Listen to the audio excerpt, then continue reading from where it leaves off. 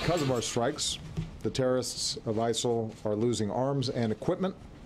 In some areas, Iraqi government and Kurdish forces have begun to push them back.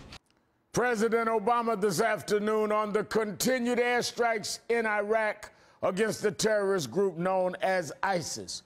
While many on the right have been banging the drum to escalate the fight against ISIS with a new bombing campaign in Syria, the president made it very clear today the United States is not on the brink of going to war.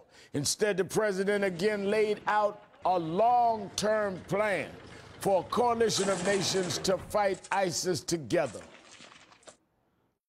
As I've said, rooting out a cancer like ISIL will not be quick or easy, but I'm confident that we can and we will, working closely with our allies and our partners. It's not simply a military issue, it's also a political issue.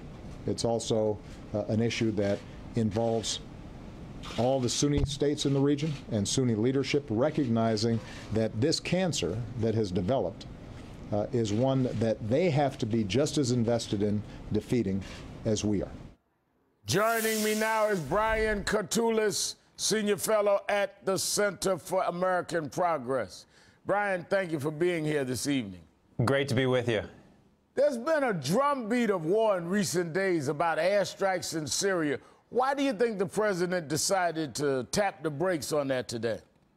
Well, first, we need to know what we might strike before we actually take any strikes. And the president, as you know, Reverend Al, he's a look-before-you-leap kind of guy, and I think that's a good thing.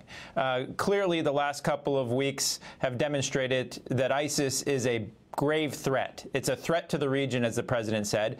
But I think also, as the president said, that region actually has to do more and pull its weight. And I think that's the right message to be sending right now for decades.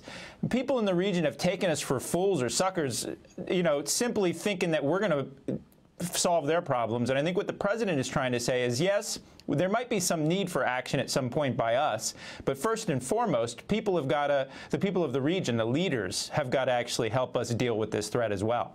You know, ISIS released a propaganda video showing what they say were 250 Syrian soldiers being marched in their underwear to be executed. The video is too graphic to show after this point. What purpose does the release of this video serve, Brian? Well, the first thing is to try to terrorize the people of the region and to instill even more fear. And this is it's a brutal group, and it's been effective in terrorizing the population. Second, I think it's trying to send some sort of distorted recruitment call to people who want to come and go after Hafez al-Assad's troops and get involved in this sectarian war. It's a very ugly thing, and as we talked before, it's having some effect. You've got thousands of people from outside of Iraq and Syria, including some Americans, flocking there to join this fight, and that's what makes this threat really complicated. The Washington Post reports today that ISIS used waterboarding against at least 4 prisoners. Quote, James Foley was among the 4 who were waterboarded several times by Islamic State militants who appeared to model the technique on the CIA's use of waterboarding to interrogate suspected terrorists after the September 11, 2001 attacks. Is this more blowback to the Bush administration's initial invasion of Iraq 11 years ago, Brian? Well, yeah, that's part of it, but it's also a wake-up call to remind everyone that just as we're debating whether to release this report the U.S. Senate has on the use of torture and waterboarding and things like this, that for us as a democratic society, we actually need to have transparency. We need to have justice, because when injustice is done by anyone, and President Obama is clear about this in trying to respond to ISIS, but when we have done some things as well, we need to hold people to account. And that's still very much a live issue of whether there's enough checks and balances and enough oversight over the sorts of things we've done throughout the years. You know, let me ask you, your educated guess, on what's the time period before more airstrikes are against ISIS in Syria?